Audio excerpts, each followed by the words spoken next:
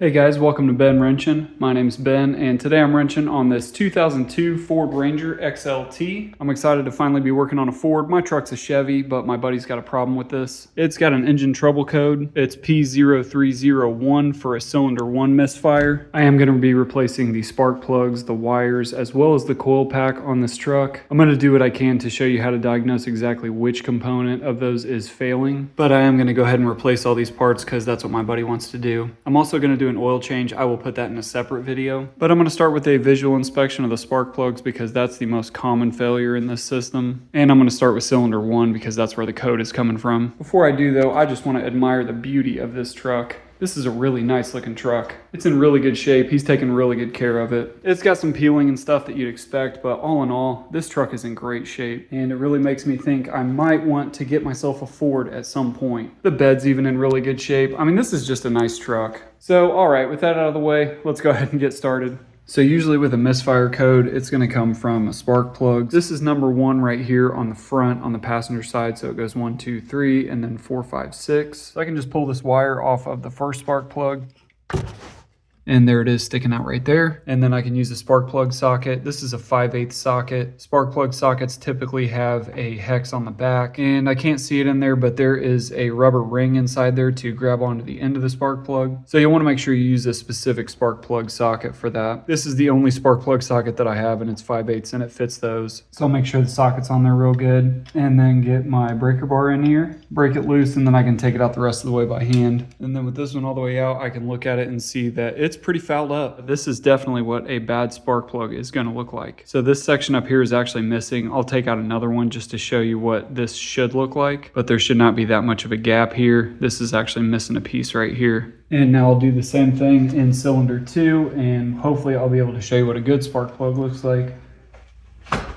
So on number 2, I'm just going to use the same spark plug socket with a 3/8 to 1/2 adapter so that I can use my 1/2-inch ratchet. It gives me a little more torque to be able to get this plug out.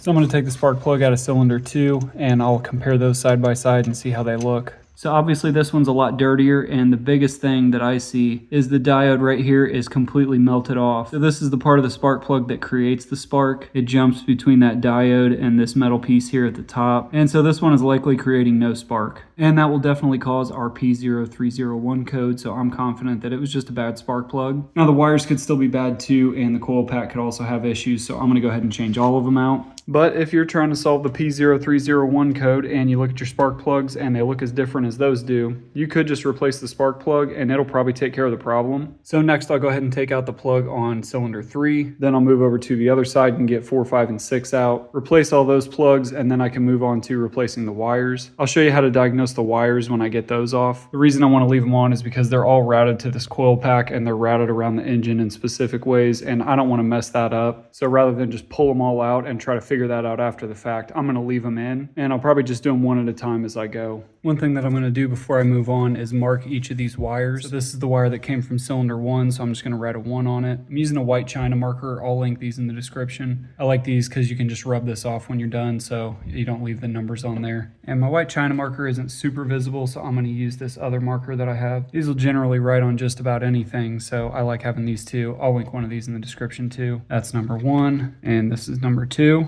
And I can go ahead and pull the wire out for number 3. These wires are pretty difficult to get off, and you can turn them, but they just pull straight out. So this one is number 3, and the number 3 plug is in a pretty tight spot. So I'm going to try to get my socket on top of it, and then I'll see how much room I've got. So this may not be the best shot of this, but I just got the socket in there on the spark plug there in cylinder 3, and I'll get my ratchet onto the socket, and hopefully I'll be able to break it loose with this 3/8 ratchet. So there's number 3. It doesn't look bad either. Like I said, I'll go ahead and change all these out anyway, but it looks like number 1 is definitely way worse than the rest of them. So now I'll go ahead and move over to the other side of the engine and get 4, 5, and 6 out. And over on the driver's side, doesn't look like anything too difficult here. There's 4, 5 is right there under the dipstick, and that's 6. So I'll go ahead and get the wire off of 4. I want to say I've seen before that there are spark plug wire pliers that you can use to remove these a little bit easier. I mean, they do just pull off by hand, but they're pretty difficult. And especially when they're in a weird spot like this. This one's got this bracket behind it. And so I'll try to pull some of the slack and see if I can bend it to where I can pull it out. There we go. All right, so there's number 4. I'll just write a 4 on here, and then I can let that one go. The spark plug isn't in a terrible spot, so I'll be able to get this out pretty easily. There we go. And that one broke apart on me as I loosened it up. That broken white piece is made out of ceramic, and you can use one of those shards to bust open a car window. It's actually kind of a life hack to keep a spark plug in your car in case you ever need to break the window open, because you can just press one of these ceramic shards onto it and it'll break it immediately. So I'm going to be careful not to get broken ceramic pieces all over my hand as I do this, but I think it's safe to say that that one needed replaced too. So same thing for 5, I'll pull the wire out and make sure I can avoid the dipstick. And I'll write a 5 on here. And my half drive ratchet has been the best at getting these out. So I'm gonna keep trying to use that if I can. Just a short extension, but something to give me a little bit more room so that I can actually turn on this. And that 3-inch extension was perfect. And there we go. So that one's loose. And there's number 5, it doesn't look too bad either. And there is number 6 behind these other 2 wires. So I can pull this wire harness off and get the wire off of 6. And I imagine I won't be able to use too many extensions, so I'm gonna try just the socket first. And I'll see if I can break it with my 3/8 ratchet. There we go. All right, I got it loose. So that is all the spark plugs. And there we go. There is number 6, and it also looks like it's missing that diode. So taking a closer look at these spark plugs, number 1 looks the worst because it's very dirty. 2 and 3 look okay, but I'm gonna go ahead and replace them. Not too bad though. 4 looks about as bad as 1, so I'm surprised that we weren't getting a code for that one too. I'm pretty sure the broken ceramic was me. I think it was just the way I took it out. So 5 looks pretty good, and 6 also looks really rough. So the truck was stumbling pretty bad. It was throwing a code for cylinder 1. But I would imagine that cylinder 4 and 6 were also misfiring too. Not bad enough to throw a code, but they look about as rough as 1 does, so I'm glad I went ahead and replaced this whole set. That's the right thing to do here. So it's best to start with a visual inspection, because a lot of times like this, you can tell just by looking at this that this is a bad spark plug. It's dirty, the diode's burnt off, and if they all looked like this, I would be searching for where the problem is coming from another part, but since we've got bad spark plugs, I know at least these are bad. Another thing you can do to test these is to take the spark plug that you think is faulty, take it out, take another spark plug out that you think is good, and swap them. When you do that, you have to reset the engine code, run the truck for a while, see if it feels better, see if it feels different, and you should get a code for that cylinder misfiring after you put the bad spark plug into that cylinder. So that's a little time consuming, and I'm gonna replace these anyway, so I'm not gonna do that, but that's another way that you can diagnose a bad spark plug. These spark plugs I got are a no-name brand from Amazon. It said that they're iridium, so they gotta be pretty good. I was a little hesitant to use an off-brand. I normally like to use a name brand like Denso. These are good spark plugs, but that was what I could get the quickest. And if he has problems with these, I can always change them out again for him and get some real spark plugs in here. I will link these in the description, as well as some name brand ones that are good too. So I'm gonna go ahead and get these new spark plugs in, get them torqued down, and then I'm gonna move on to wires and show you how I'm gonna diagnose the wires. One thing I should point out is that I need to clean out all of that ceramic that busted off of that one spark plug. So I'm gonna use an angled mini pry bar, and I'm just gonna move all this out and make sure that I just don't push it back into the hole. So the new spark plug will seal this, but I want to make sure that I don't get any of this in there while I'm putting it in. So there we go, that wasn't too bad. I just wanted to be careful that I didn't push it down into the hole for the spark plug, but I did get it all cleaned out. So if you break your spark plug like I did, you want to make sure you clean that out first before you put the new one in. And I've compared the old and the new spark plugs, and everything looks good there. And I just wanted to show real quick the difference on the diode from the old one to the new one.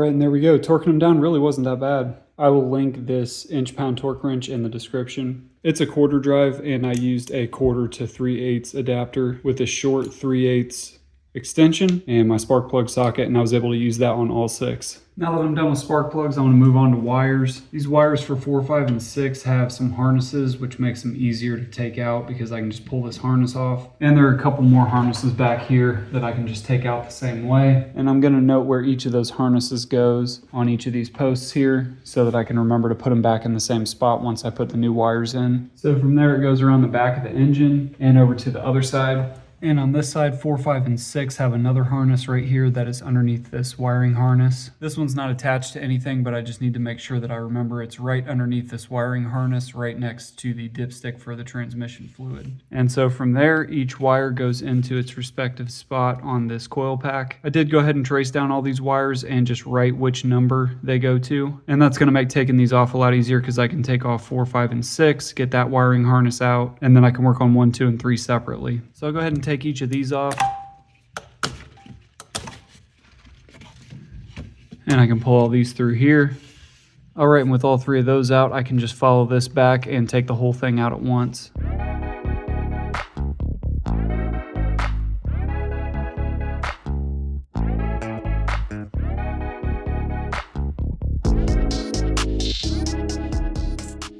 So there we go, that wasn't too bad. These 3 came out in one piece, and I can lay these out and line them up with the new ones. Diagnosing bad spark plug wires isn't super easy, but I'm going to show you the basics using a multimeter. So you'll set this to resistance, which is the horseshoe or omega symbol, and you want to set this to 20,000. So that is testing the resistance. So 1 means infinity resistance, and putting the leads together you have 0. And with spark plug wires, you're just measuring the resistance from one end to the other. So you put one of the leads so that it touches the metal inside one of the boots. And when I touch the other lead on the other side, I'm getting about 5,000 or 6,000 on this one. Now you have to take that number and divide it by the length of the spark plug wire. The values that you want can vary, but essentially what you're looking for is the same value of resistance per foot of wire from each wire to the other. So you want them to be about the same. So that one was pretty long. It's similar in length to this one. This one's just a little bit shorter. And when I test this one, I'm getting about 5, which is good.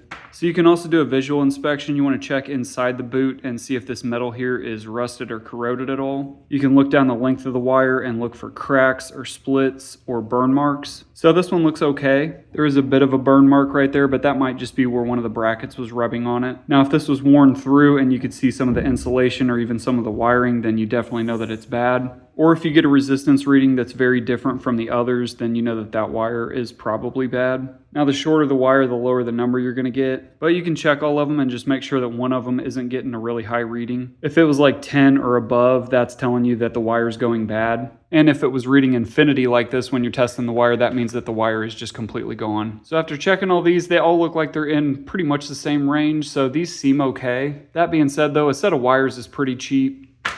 And if you're changing out the spark plugs, it's a good idea to just go ahead and change out the wires anyway. But that is one initial test you can do if you suspect that the wires are bad. I do not know how to check the coil pack to see if it's bad. And I would recommend if you're changing any of these parts out to just go ahead and change them all. These new wires came with a pack of dielectric grease, which is great because I don't have any on hand. So I'll be able to use that on the ends. I'll do that right before I reinstall these, but I like that they included that. So with this laid out, I've got 4, 5, and 6. 4 is the longest, obviously, because it has the longest distance to travel. It goes from the coil pack, wraps around the back of the engine, and goes all the way back to the front of the other side of the engine. So 4 is going to be the longest. It's got a 45-degree angle boot on the end that goes on the spark plug, and a 90-degree boot that goes on the end of the coil pack. And all I need to do now is match up where these brackets are from the old wires to the new ones, and also measure the length of the new wires and make sure I get the right ones for these 3. I did get AC Delco wires. I like getting name brand parts when I can, and I will link all of these parts in the description. I also made a chart for my coil pack to write the same numbers that I wrote on top of the old wires. So I've laid the new wires out from shortest to longest, and I've got 4, 5, and 6 here.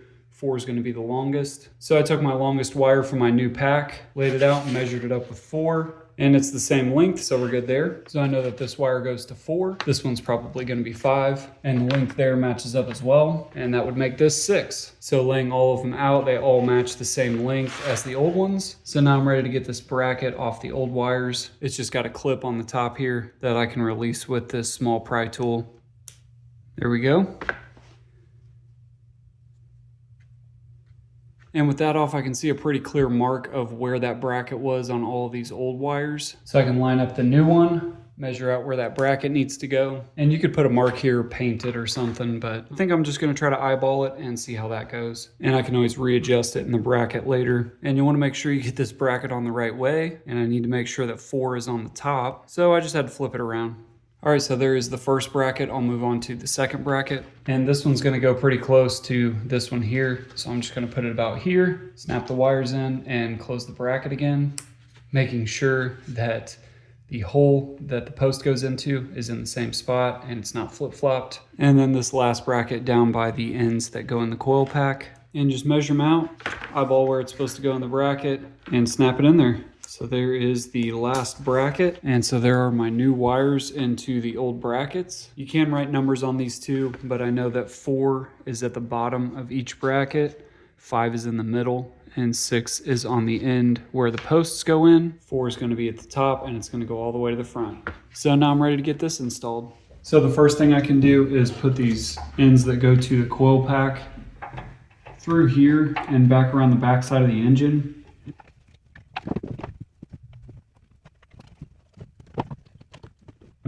And once I'm to this point, I know it needs to go under this wiring harness. So I'm just going to set these here. I can put this bracket on this post just to hold it into place. So I'll go ahead and put some dielectric grease inside each of these boots real quick, just to make sure we get a good electrical connection. And it also helps it seal it just a little bit. And I'll put this other bracket back on the post. I'll get the wire for 6 onto the spark plug, feed the wire through just a little bit more to give me some more slack, and push it down till it clicks. Do the same for 5. There we go. And then the same thing for 4. 4 is going to go behind the dipstick and the bracket. And 4 snapped in nicely too. All right, so now that those are in, I can pull the wires a little bit to relieve some of the slack. So 4 looks good. I'm going to pull 5 back through just a little bit. Make sure that they're still seated well. And there we go. 6 is on really good too. So I get a good snap out of each one. I can pull on them and they don't come off easily. And then I can pull the slack just to make sure that they sit in that bracket really well without touching anything on the engine that's going to get hot. So that looks pretty good. And just so that I make sure that I don't mess this up, I know that 4 is the longest one, and 5's in the middle, and 6 is the shortest.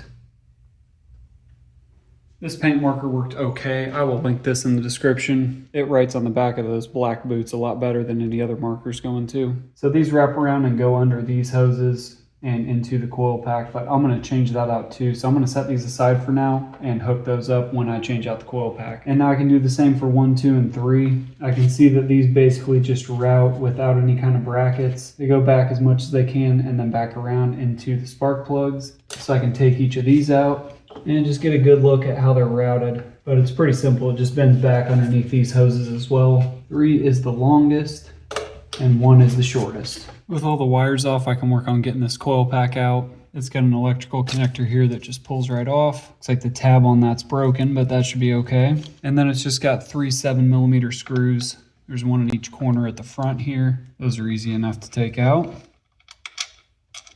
There's one. The other nut on the front is on the bottom of this post here. It is a 5/16, and luckily I have a deep 5/16 socket. So this is one reason why I like these swivel head ratchets. You can turn them into a nut driver if you need to. And it just took that whole shaft out, so that's okay. And the last screw is back here in the back. It's also a 7mm. And so I'll just take that one all the way out. And those are pretty long screws, but with that one out, this whole thing comes out. And comparing these side by side, they look the same. There's 4 pins on each of the electrical connectors, so those look the same. Everything there looks good, so I'll go ahead and put the new one in.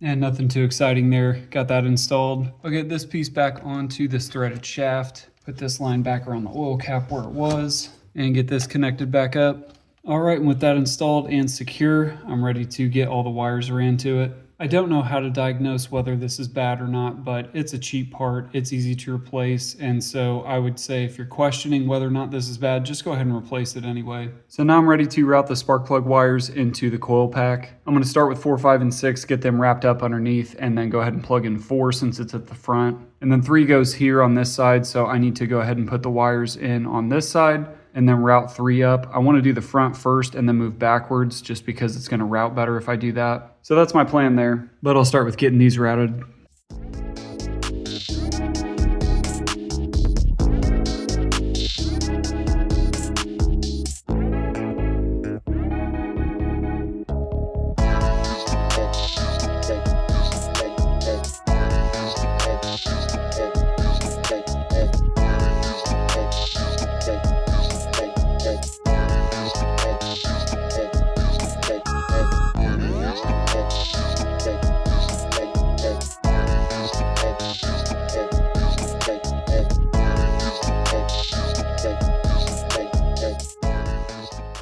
All right, so I used up all my dielectric grease, which is a good sign. I didn't paint 1, 2, and 3 just because I can see where they're going from this side. So I really didn't need to number those. I just did 4, 5, and 6 since they're on the other side of the engine. But that did help me remember exactly where each one goes so I didn't lose track of them. And that paint comes off pretty easy and everything looks good. So I think we're ready to start the truck up and see how it's running.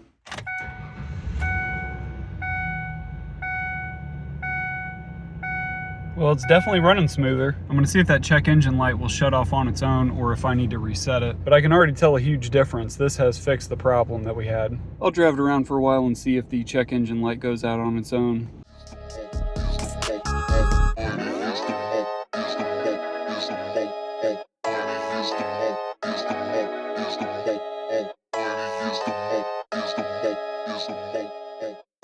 Probably the easiest way to reset the check engine light is just to remove the negative battery terminal. So I can leave that off for about 10 minutes. I'll wait and then put it back on, make sure the code is gone, and then I'll drive around again, make sure the code doesn't come back, and then we're good. While I'm waiting, I can go ahead and change the oil while I've got the truck. If you want to see that, I'll link it in the description, and I'll also put a card up here. And exactly 1 oil change later, I can go ahead and put this negative terminal back onto the battery. I'll get it tightened down, and then we'll start the truck and see if the error code comes back.